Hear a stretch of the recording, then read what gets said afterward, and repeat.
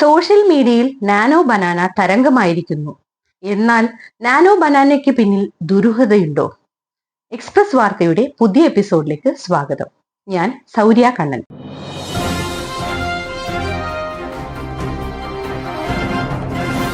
പുതുമയെ വളരെ വേഗത്തിൽ സ്വീകരിക്കുന്ന ഒരു തലമുറയാണ് ഇപ്പോഴുള്ളത്. എന്നാൽ ചില സംഭവങ്ങളിൽ അപകടം ഒളിഞ്ഞിരിക്കുന്നത് മനസ്സിലാക്കാൻ നമുക്ക് സാധിക്കാതെ വരുന്നു. ഗൂഗിൾ പുറത്തിറക്കിയ AI സാങ്കേതിക വിദ്യയുടെ പതിപ്പായി വന്നിരിക്കുന്ന AI ഫോട്ടോ എഡിറ്റിംഗ് ടൂളാണ് നാനോ ബനാന. 3D ചിത്രത്തെ വെല്ലുന്ന ഗംഭീര പ്രകടനമാണ് നാനോ ബനാനയെ ജനകീയമാക്കിയിരിക്കുന്നത്. സ്ത്രീകൾക്കും പുരുഷന്മാർക്കും ആകർഷണീയമായ ക്ലാസിക് ബോളിവുഡ് ചിത്രങ്ങൾ പോലെ മനോഹരങ്ങളായ കുർത്തയുടെയും സാരിയുടെയും 3D ചിത്രങ്ങൾ നമുക്ക് ലഭിക്കുന്നു. ഇപ്പോൾ വന്നിരിക്കുന്ന വിവരമനുസരിച്ച് ജെമിനി ആപ്പിലൂടെ ഏകദേശം 60 കോടിക്ക് മുകളിൽ ചിത്രങ്ങൾ എഡിറ്റ് ചെയ്തിട്ടുണ്ടെന്നാണ് കണക്ക്. കൂടാതെ മറ്റു ആപ്പുകളിലൂടെ നിർമ്മിച്ചതും ചേർത്താൽ ഇത്രയും വേഗം തരംഗമായ AI വേർഷൻ വേറെ ഉണ്ടാവില്ല എന്നു തന്നെ പറയാം. ഒരാൾക്ക് വളരെ എളുപ്പം തന്നെ ചിത്രം അപ്ലോഡ് ചെയ്ത് AI വേർഷനിലേക്ക് മാറ്റാനാവുമെന്നതിനാൽ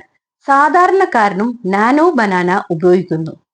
മറ്റ് AI വേർഷനുകളെ പോലെ നാനോ ബനാനയുടെ തരംഗത്തിൽ സ്വകാര്യതയും ഡാറ്റ സുരക്ഷയും സംബന്ധിച്ച് ചില ആശങ്കകൾ വിദഗ്ധർ പങ്കുവയ്ക്കുന്നു. ജലക് ഭവാനി എന്ന ഇൻസ്റ്റഗ്രാം ഇൻഫ്ലുവൻസർ പങ്കുവച്ച അനുഭവം ആശ്ചര്യകരമാണ്.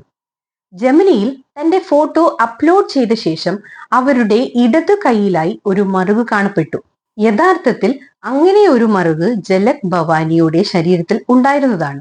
ജെമിനിക്ക് ഇതെങ്ങനെ അറിയാമെന്ന ചോദ്യം അമ്പരിപ്പിക്കുന്നതാണ്.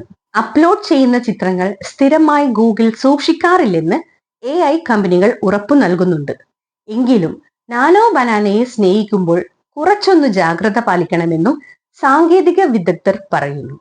AI നിർമ്മിക്കുന്ന ചിത്രത്തിൽ വാട്ടർ മാർക്ക് ഉണ്ടെന്ന വാദത്തെയും വിദഗ്ധർ തള്ളുന്നു. കാരണം വാട്ടർ മാർക്കുകൾ നിർമ്മിക്കാനും നീക്കം ചെയ്യാനും സാധിക്കുന്നതാണ്. ട്രെൻഡിനൊപ്പം നമുക്കും നീങ്ങാം.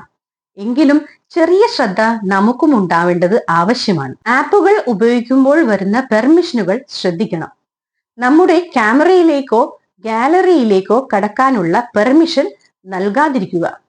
നൽകുന്ന ചിത്രങ്ങൾ നിലവാരം കുറഞ്ഞതാവട്ടെ. AI ടൂളുകൾ ഉപയോഗിക്കുമ്പോൾ വ്യക്തിപരമായ വിവരങ്ങൾ നൽകുന്നത് വളരെ സൂക്ഷിച്ചു മാത്രമായിരിക്കണം. പെർമിഷൻ കൊടുക്കുന്നതിന് മുൻപ് സ്വകാര്യ നയങ്ങൾ വായിച്ച് മനസ്സിലാക്കാൻ ശ്രദ്ധിക്കണം. അപകടങ്ങൾ കുറച്ച് ട്രെൻഡിനൊപ്പം നീങ്ങാം. നാനോ ബനാനയിലൂടെ ഒരു AI വിപ്ലവം നമുക്കും പരീക്ഷിക്കാം. അടുത്ത എപ്പിസോഡിൽ കാണുന്നതുവരെ നന്ദി, നമസ്കാരം.